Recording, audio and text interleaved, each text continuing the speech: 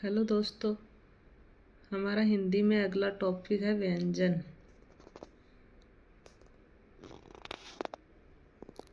हम पढ़ेंगे व्यंजन। व्यंजन की परिभाषा: जिन वर्णों को बोलते समय मुख में रुकावट पैदा होती है, अर्थात जिन वर्णों के उच्चारण में फेफड़ों से बाहर निकलने वाली वायु मुख विवरण में अथवा स्वर्तन में कहीं न कहीं रुककर अवरोध सहित विस्फोट के रूप में बाहर निकलती है, व्यंजन कहलाते हैं। या जिन वर्णों को स्वरों की सहायता से बोला जाता है, व्यंजन कहलाते हैं। मूल रूप से व्यंजन स्वर रहित होते हैं। व्यंजन 33 होते हैं। व्यंजन क से ह तक 33 होते हैं।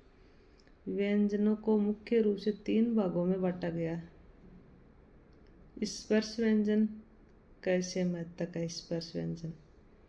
अंतस्थ व्यंजन य र ल व है। ऊष्म व्यंजन स है। पहला देखेंगे स्पर्श व्यंजन। जिन वर्णों को बोलते समय वायु या जीभ, मुखावयव, दांत, वक्ष, तालु, ओठ का स्पर्श करती हुई विस्फोट की तरह मुख से बाहर निकलती है, स्पर्श व्यंजन कहलाते हैं। ये क से लेकर म तक 25 होते हैं। इन्हें स्फोट व्यंजन, वर्गीय व्यंजन भी कहते हैं। विशेष: वर्तमान भाषा वैज्ञानिकों के अनुसार स्पर्श व्यंजनों की संख्या 16 मानी गई है। इस तरह है: च, छ, ज, ज। ये स्पर्श संघर्षी है। अड़, अण, ण, न, म। ये अनुनासिक है। ये अनुनासिक है। 1, 2, 3, 4, 5 और 4 स्पर्शी। 25 - 9 यानी 16। ये 16 वैज्ञानिकों ने माना। अंतस्थ व्यंजन: जिन वर्णों को बोलते समय वायु या जीभ मुखावयवों का कम से कम स्पर्श करती है, अंतस्थ व्यंजन कहलाते हैं। ये वर्ण स्वर व व्यंजनों के बीच की स्थिति में है, इसलिए अंतस्थ व्यंजन कहलाते हैं। य र ल व। यार से लव। इनकी ट्रिक देखो कितनी शानदार है। यार यानी ये रे, लव यानी लव, यार से लव। अगला है ऊष्म व्यंजन। जिन वर्णों को बोलते समय वायु उच्चारण स्थानों का घर्षण करती हुई बाहर निकलती है, ऊष्म व्यंजन कहलाते हैं। स है, यानी ये नोट लगा कर लिखा है। हमारी जीभ स का उच्चारण करते समय तालु से, स का उच्चारण करते समय मूर्धा से और स का उच्चारण करते समय दांतों से। यानी ये वाला स, इसका उच्चारण तो से तालु से, इसका तो तालु से हो जाएगा। और ये स, इसका उच्चारण मूर्धन्य हो जाएगा। और ये स है, इसका उच्चारण होगा दांतों से। जो हम वो पढ़ लेंगे, अगले में आएगा चैप्टर में कि वो कंठ स्वर कौन से, दंत स्वर कौन से, वो हम आपको बता देंगे। क्ष, ये नोट लगा। क्ष किससे बना है? हलंत वाला क और स से। और ये त्र किससे बना? आधा त और र से। ये गे बना है आधा ज और अण से। ये स्र बना है आधा स, यानी हलंत लगा हुआ तो आधा होगा। ये संयुक्त व्यंजन कहलाते हैं, यानी संयुक्त हो गए, ये दो से बनकर मिला है। हिंदी में गे का उच्चारण गए होता है, गए। श्वास वायु या प्राण तत्व के आधार पर व्यंजन। अलग प्राण: जिन वर्णों को बोलते समय कम प्राण वायु का प्रयोग किया जाता है, अलग प्राण व्यंजन कहलाते हैं। ये प्रत्येक वर्ण का पहला, तीसरा, पांचवा वर्ण ये र ल व होते हैं। ड को भी अलग प्राण मानते हैं। प्रत्येक चरण का मतलब क, ख, ग, घ, ड आते हैं। उनमें क्या आएगा? पहला ख नहीं आएगा, ग आएगा, ग नहीं आएगा, अण आएगा। इस तरह। अगला महाप्राण, अलग प्राण देख लिया हमने। जिन वर्णों के उच्चारण में श्वास वायु प्राणवायु का अधिक प्रयोग किया जाता है महाप्राण कहलाते हैं। ये प्रत्येक वर्ग का दूसरा व चौथा वर्ण है और स है होते हैं। डह का भी महाप्राण मानते हैं, डह को भी महाप्राण मानते हैं। अब समझ गए होंगे आप, अलग प्राण में तो पहला तीसरा पांचवा आता है और महाप्राण में दूसरा चौथा यानी ख और ग आएंगे। स्वतंत्र के आधार पर व्यंजन सघोष, सघोष को घोष कहते हैं। घोष का अर्थ कंपन होता है, अतः जिन वर्णों को बोलते समय स्वतंत्रियों में कंपन होता है घोष व्यंजन कहलाते हैं। ये प्रत्येक वर्ग का तीसरा चौथा पांचवा वर्ण सभी स्वर ये र ल व ह होते हैं। अघोष में जिन वर्णों का उच्चारण करते समय स्वतंत्रियों में कंपन नहीं होता है घोष व्यंजन कहलाते हैं। ये प्रत्येक वर्ण का पहला दूसरा वर्ण और स या विसर्ग वाले होते हैं। अब आप इधर देख लो आराम से, ये अलग प्राण, ये महाप्राण, ये अलग प्राण, ये महाप्राण। बताया था ना, अलग प्राण पहला तीसरा पांचवा, महाप्राण में आएगा दूसरा चौथा। घोष में आएंगे पहला और दूसरा, और घोष में आएंगे तीसरा चौथा पांचवा। समझ गए होंगे, इतना तो आपको भी आता है। अलग प्राण 1 3 5 सभी स्वर और ये र ल आएंगे। महाप्राण में दूसरा चौथा और स आएंगे। घोष में तीसरा चौथा पांचवा और सभी स्वर ये र ल व ह आएगा। घोष में पहला दूसरा स और विसर्ग आएंगे। अगला है प्रयोग या प्रयत्न के आधार पर व्यंजन 8 प्रकार के हैं। स्पर्श व्यंजन कैसे मैं तक, संघर्षी व्यंजन स है। स्पर्श संघर्षी व्यंजन च छ ज।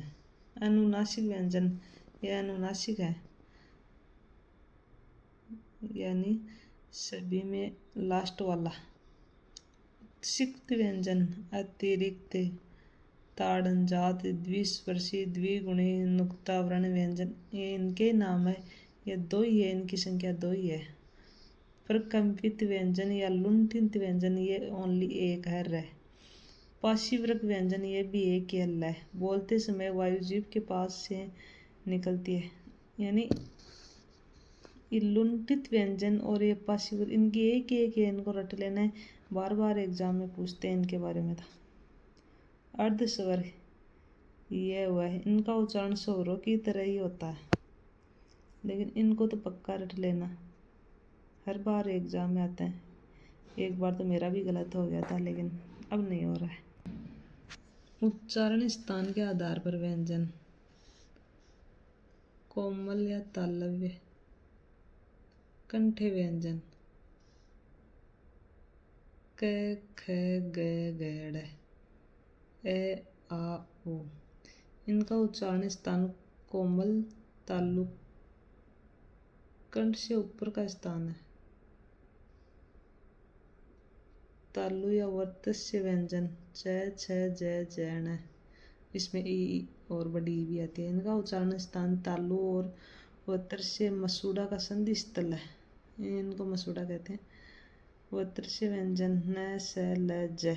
इनका उच्चारण करते समय जीभ दांतों ऊपर के पास मसूड़े को स्पर्श करती है। नोट र को भी कहीं कहीं वर्तस्य माना गया है। तालव्य व्यंजन यह स, ये भी ये और स भी तालव्य है। ये जीभ से कठोर तालु भाग मसूड़ा एवं मुर्दा के बीच का भाग को स्पर्श करने पर उच्चारित होते हैं। काकल्य या अलिजीवीय व्यंजन ये अगला है विसर्ग है और विसर्ग कंठ के नीचे काकल्य छोटी जीभ से बोले जाते हैं। कागल्यों को ना कह के कागल्यो विशु बोली जावे। मूर्धन्य व्यंजन ट ठ ड ढ ण, ये ड उच्च व्यंजन है, ये भी इसमें शामिल है। र और स, इनका उच्चारण जीभ के अग्र भाग द्वारा मुर्दा तालु का बीच वाला ऊपर का कठोर भाग को स्पर्श करने से होता है। दंतोष्ट व्यंजन फै बै फेल फायदा वैल्यू ये सब दंतोष्ट है। दंत्य व्यंजन त थ द द न है। ओष्ट व्यंजन प फ व ब म ये ओठ से बोले जाते हैं, ये दांतों से बोले जाते हैं। ये दंतोष्ट दांत और होठ दोनों से बोले जाते हैं। आगत व्यंजन इसमें है, इनको दो भागों में बांटा। अतिरिक्त व्यंजन में तो ये ड और ड आएगा, और अलग प्राण महाप्राण। अलग प्राण में न मैं ल र, महाप्राण में आधा न है मह लह रह। और ये लगे हुए होते हैं ना क के नीचे ये वाली, ख के नीचे ये वाली, ग के नीचे ये क वाली अरबी में होती है, ख वाली फारसी है, ग वाली अरबी है, ज फारसी, फ अंग्रेजी, व अंग्रेजी में। देख लो आराम से, आप नोट्स उतारो तो उतार लेना। हस्त नोस्ट है।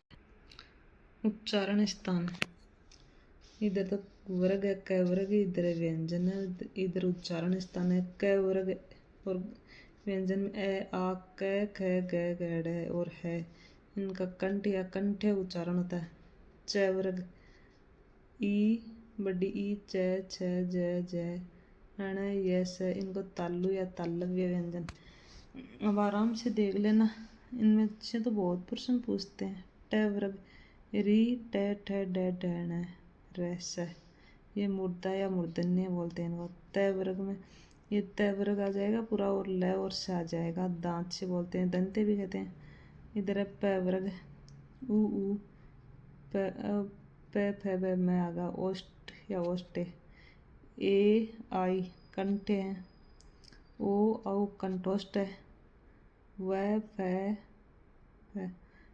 दंतोष्ट है, और ये अनुनासिक वाले हैं, नासिक के भी बोलते हैं इनको। यह कंठ नासिका अंग है। कंठोष्ट का मतलब कंठ और ओठ से, दंतोष्ट का मतलब दांत और ओठ से। यह नोट लगा लिया। उच्चारण स्थान के आधार पर ही हिंदी वर्णमाला को 10 भागों में बांटा गया है। नोट मूल उच्चारण स्थान 5 होते हैं। अभी आराम से एक बार और फिर से देख लेना।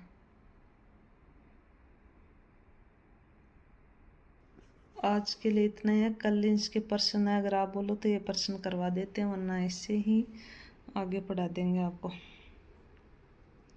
इन पर प्रश्न बनाए हो जो एग्जाम में आए हो, ये प्रश्न है, देख लेना आराम से। आगे दिया परीक्षा में पूछे हुए प्रश्न है सभी, ये देख लो। ये आ गया ना, गे किसके योग से बना, अक्षय किस क्रम में विवर्त स्वर है, आप में है। आप बोलो तो क्वेश्चन भी करवा देंगे। वीडियो अच्छे लगे तो लाइक, सब्सक्राइब, कमेंट करना प्लीज़।